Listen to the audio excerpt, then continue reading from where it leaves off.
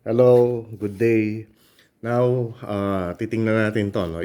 I-unbox natin itong bagong deliver na vernier caliper. This is the digital type, electronic or digital type.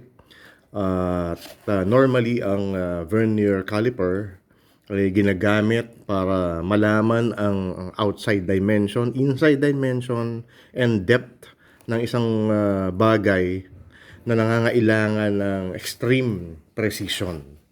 So, ito siya nakabox and it can go up to 150 millimeters or 6 inches.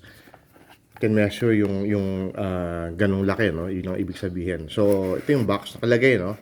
Hardened stainless steel ang material na ginamit. Good. At ang precision niya is from 0.01 to 0.0005 inches. So, very precise siya, no? At meron siyang LR44 battery para ma-power yung kanyang digital display. So, buksan natin, tingnan natin. Maganda dahil meron siyang plastic casing na matigas, no? Hard plastic. Okay? So, protektado yung vernier caliper. So, kailangan kasi hindi mababagsak ito dahil this is a precision instrument na maapektuhan kapag ito ay nabagsak. Maaaring masira, maaaring maging imprecise. So, let's open it. So, on the outset, makikita mo meron siyang manual, no? Owner's manual. Yan. Okay. And meron siyang isinama na extra battery. Okay, plus factor yon. Very good. Thoughtful enough yung seller nito na nagbigay pa siya ng extra battery. And small Phillips head screwdriver para kung kailangan mong tanggalin yung baterya para palitan. So, this is the item itself. No, meron pang silica gel, oh. Tapos nakabalot siya sa plastic. So, I'll open it. So, ito siya, no? Ang una kong napansin kaagad, first impression ko, is mabigat siya. At tama yung sinasabi doon sa description na made of hardened solid stainless steel. Mukhang totoo, no? Ang bigat nga niya talaga, eh. Yan, no? Oh. At makapal yung ano niya, ha? Yung gauge ng stainless steel. Makikita nyo, ayun, no? Makapal, oh. Ganda. And dahil curious ako malaman kung gaano ba talaga kabigat ito. So, eto, meron tayong weighing scale. O-on ko lang, ha. So, right now, pakita ko sa inyo, no. Ayan, no. Kalagay is 0. Ayan.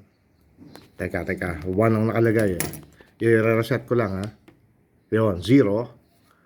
And, ang bigat nito is actually weighs 195 grams. So, it's quite a hefty tool. No? Mukha siyang sturdy. No? Considering na hindi naman siya ganun kalaki. So, sa quality, sa material na ginamit, tingin ko panalo siya. So, yan, stainless hardened. And to use it, ito yung lock niya, no? Kailangan ko lang i-unlock siya ng konti. At ito yung precision adjustment niya. Iikot mo lang. O makita nyo, no? Once na, excuse me, once na inano ko siya, no? Once na minove ko to, automatic na go on siya. And right now, it's in the millimeter scale. Pwede rin gawing inch. Ito, inches. O, ayan. Pero ibabalik ko sa millimeter. Yun. Tapos pag binalik mong ganyan, ayan. Kung halimbawang nakatodo na pero nakalagay kamukha niya, no, 0.01, ibalik mo lang sa 0 ito. Yun. So, testing. So, halimbawa, mineasure mo ganyan. Kung gusto mong i-lock yung measurement na yan, hihigpitan mo lang to para hindi gumalaw yung caliper. So, itong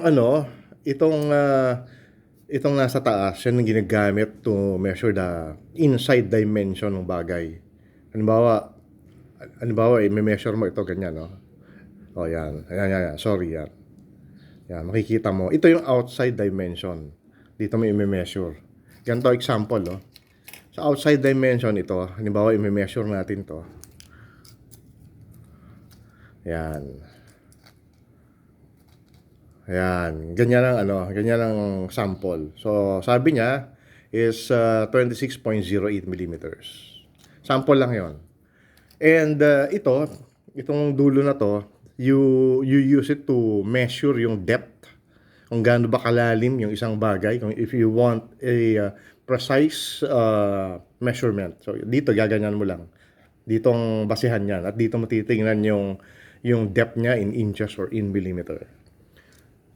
So, I'm impressed with this product considering na unang-una, hindi naman siya mahal eh.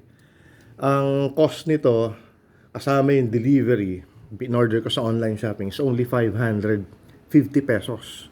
And it looks sturdy, it looks quality, parang tingin ko, high quality ang product na to. And also,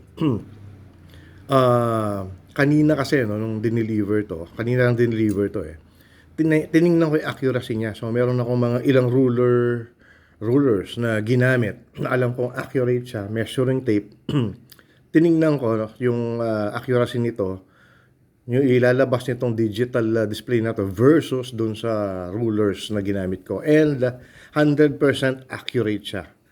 So, wala akong masabi. This is a very good product.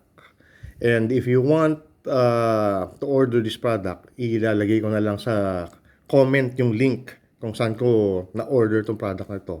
And by the way, I'm also very impressed kasi